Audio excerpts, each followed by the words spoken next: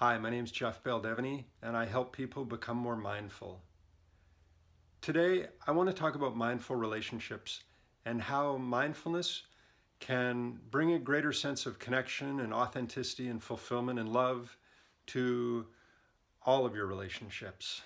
And I think the first relationship that needs to be talked about is the most important one, and that's the relationship with ourselves. It's really the most important relationship because if we don't have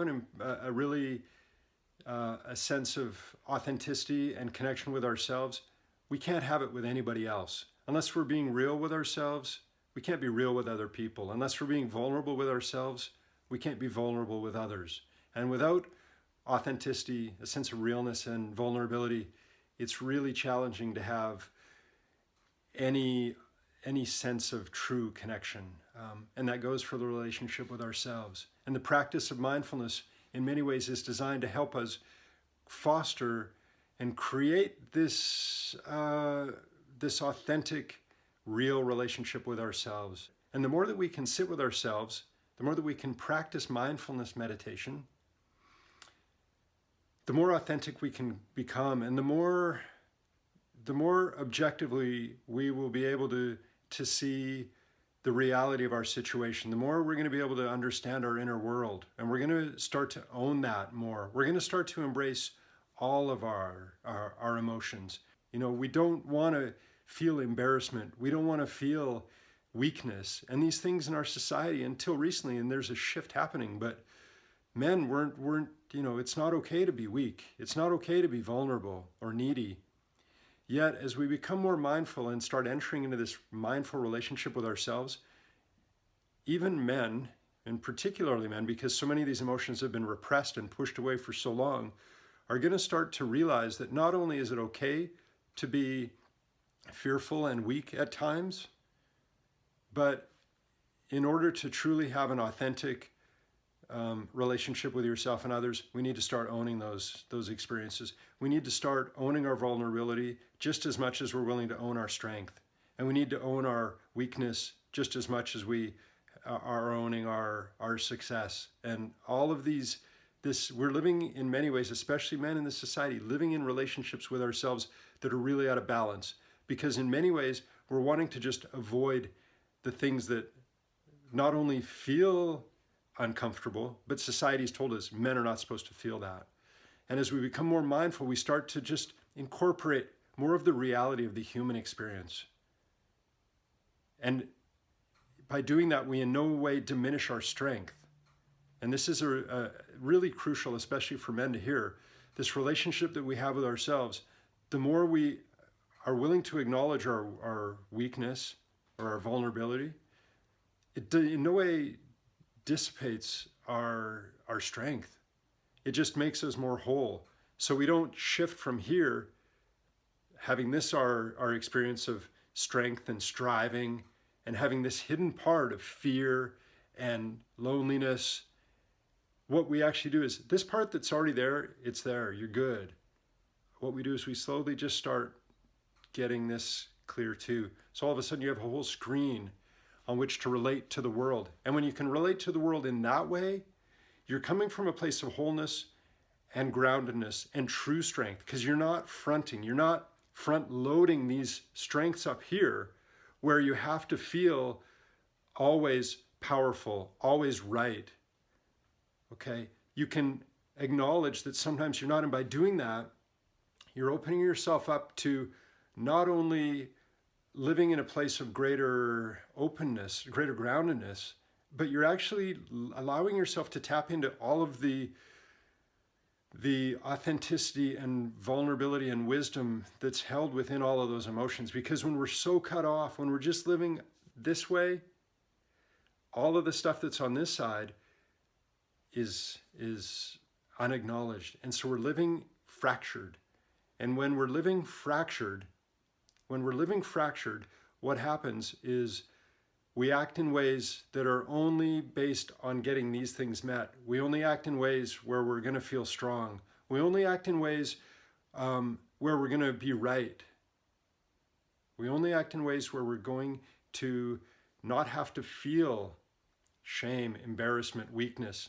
all these things that are part of the human experience. And if you can win all the time, that's great. But if you can win all the time and you've been able to incorporate all this stuff, that's infinitely better, because what you're doing now is you're actually able to engage in life in a way that's authentic and real and whole and vulnerable and connected. And you can start to actually have a real honest connection with yourself, and you can actually begin to have connection with others. Because it's really hard for a man to have a relationship when you're over here and it's all strength and winning and being right, and there's no vulnerability or weakness or waiting to see what actually might be right or letting life in. Then it's really hard to have another person over here, because how can you have a person over here, I mean your wife, how can you have a wife here if this is your whole world of wanting to win and wanting to be right? Because no one person is always right, okay? Yet if you're in that place, and men who are really machoed up, they're way over here, right? So you get a partner, your wife comes in here, and you have to always be right, and you have to always be in control, and you have to always be strong. There's no room for anybody in there. There's no room at all for anybody to be with you in that place. So what happens is fighting, she leaves or you leave, because it's easier to be alone and right. It's easier to be alone and win arguments. So if you're in a relationship with yourself that's really, really fractured, you can't be in a connected relationship with anybody else. Unless you have connection with yourself, you cannot have connection with another human being, okay? So as we begin to practice mindfulness, as we begin to be more connected with ourselves, as we begin to understand by looking inward that we are not just always going to win, we're not always going to be right, we're not always going to succeed. And when we can let that in, when we can let that be okay, what also happens is we start opening up to life. Okay, we open up to ourselves, and so the relationship that we have with ourselves directly affects our ability to have a relationship of the same depth with someone else. And the way that we deepen ourselves is to begin a mindfulness practice that allows us to become more aware of our inner world and start to acknowledge in ways that that objectively let in those emotions that are challenging and uncomfortable, and let in those experiences that for many we didn't want to experience, yet they live in us, right? So as we can just sit with what is, we can start to become whole and integrated. We can start to become wiser. We can start to let life in. And that's a really interesting way to live. It's way better to be connected with ourselves and with someone else, even if that means not being right all the time. Because if you're in a relationship with a woman and you have to always be right, there's not much room for her. If you have to always be right in a relationship, then that means either someone agrees with you or they disagree with you.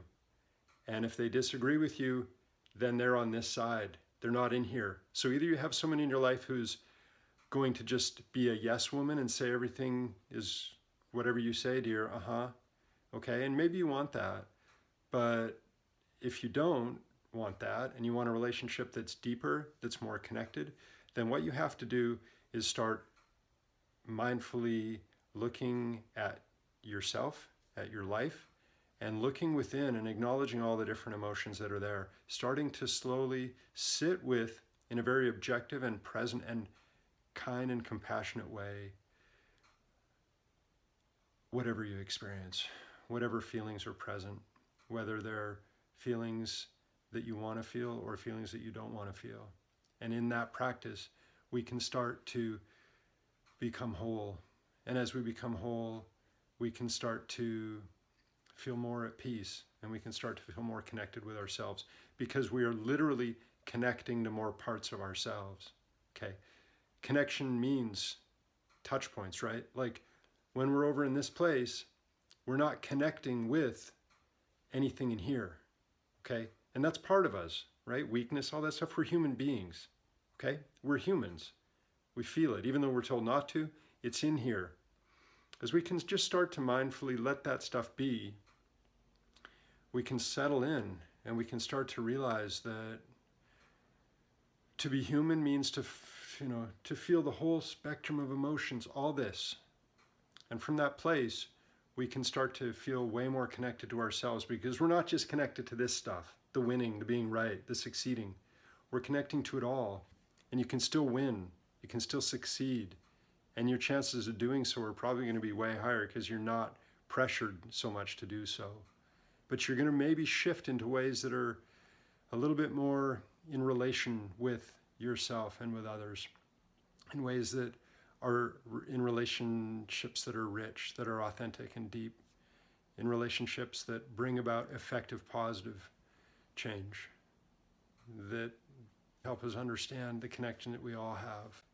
And so mindfulness as a tool for relationships is huge. It helps us form this relationship with ourselves.